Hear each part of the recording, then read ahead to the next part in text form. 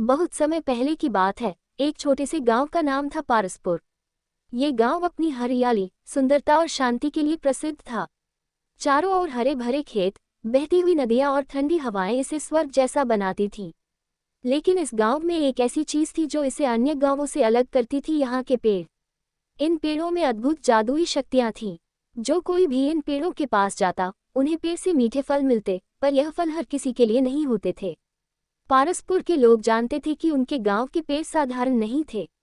लोग कहते थे कि ये पेड़ सिर्फ मेहनत करने वालों को फल देते हैं। जो लोग सच्चे दिल से मेहनत करते थे और अच्छे कर्म करते थे, उन्हें पेड़ों से मीठे और स्वादिष्ट फल मिलते थे। लेकिन जो लोग आलसी थे या बुरे काम करते थे, उनके लिए पेड़ एक भी फल नहीं देते थे।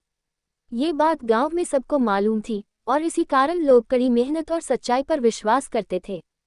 गांव के बच्चों को इन पेड़ों की जादुई कहानियां सुनना बहुत पसंद था।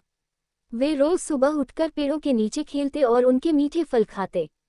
गांव का सबसे चतुर और परिश्रमी बच्चा था रघु। रघु हमेशा मेहनत करता था और ईमानदारी से अपने काम पूरे करता था। वह जानता था कि पेड़ सिर्फ मेहनत करने वालों को ही फल देते हैं, और इसीलिए वह कभी भी किसी काम को टालता नहीं था। उसके माता पिता गरीब थे, लेकिन रघु की ईमानदारी और मेहनत से वे खुशी खुशी अपना जीवन व्यतीत कर रहे थे। एक दिन गांव में बाहर से एक धनी व्यापारी आया। उसका नाम था धनपाल। उसने गांव के जादुई पेड़ों के बारे में सुना था और सोचा कि अगर वह इन पेड़ों का राज जान ले तो वह और भी अमीर बन सकता है। धनपाल ने गांव के कुछ लोगों को लालच दिया और उन्हें पेड़ों से अधिक फल तोड़ने के लिए उकसाया। उसने कहा, तुम लोग बिना मेहनत के भी पेड़ों से फल ले सकते हो। मैं तुम्हें सिखाऊंगा कि कैसे इन पेड़ों से अधिक फल प्राप्त किए जाएं। कुछ लालची लोग उसकी बातों में आ गए। उन्होंने सोचा कि अगर बिना मेहनत के फल मिल सकते हैं, तो क्यों मेहनत की जाए। उन्होंने धनपाल के साथ मिलकर पेड़ों से फल तोड़ने की योजना बनाई। जब धनपाल और गांव के लालची लोग रात के समय पेड़ों से फल तोड़ने गए, तो उन्हें निराशा हाथ लगी। पेड़ों ने एक भी फल नहीं दिया। वे कितनी भी कोशिश करें, पेड़ों पर से फल नहीं गिर रहे थे। उन्होंने पेड़ों को हिलाया, पत्थर मारे, लेकिन कुछ भी फायदा नहीं हुआ। निराश होकर वे लोग वापस आ गए। ये देखकर गांव के लोग समझ गए कि पेड़ सिर्फ मेहनत और ईमानदारी का सम्मान करते हैं। इस घटना के बाद रघु और उसके जैसे मेहनती लोग पहले की तरह अपने काम में लगे रहे।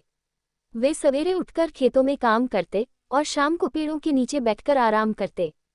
पेड़ उन्हें भरपूर फल देते और उनकी मेहनत का फल उन्हें मिलता।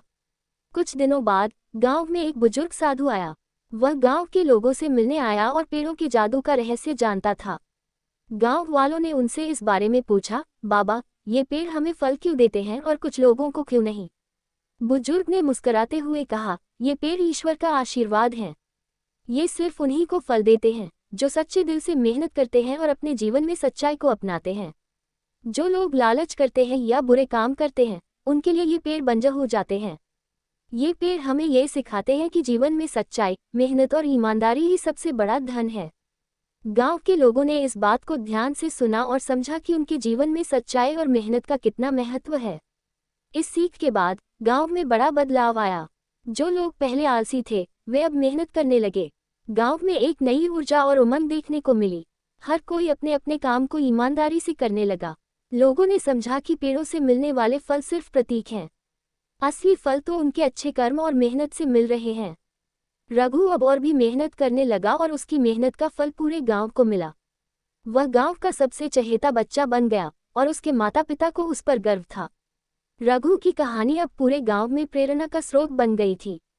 धनपाल, जो पहले गांव के पेड़ों का फायदा उठाने आया था, अब अपनी गलती समझ चुका था। उसने गांव वालों से माफी मांगी और कहा, मुझे समझ में आ गया है कि सच्ची समृद्धि मेहनत और ईमानदारी से ही मिलती है। मैं भी अब मेहनत करूंगा और सच्चाई के रास्ते पर चलूंगा। गांव वालों ने उसे माफ कर दिया और उसे भी उनके साथ मिलकर काम करने का मौका दिया। धनपाल ने अपना धन और शक्ति छोड़कर साधारण जीवन को अपनाया और वह भी मेहनत और ईमानदारी के रास्ते पर चल पड़ा। धीरे धीरे पारसपुर गांव एक आदर्श स्थान बन गया। वहां के लोग मेहनती, ईमानदार और परिश्रमी थे। गांव की समृद्धि बढ़ने लगी और पेड़ों ने भी पहले से अधिक फल देने शुरू कर दिए। अब पेड़ों से सिर्फ फल ही नहीं, बल्कि गांव वालों को शांति और समृद्धि का आशीर्वाद भी मिलता था।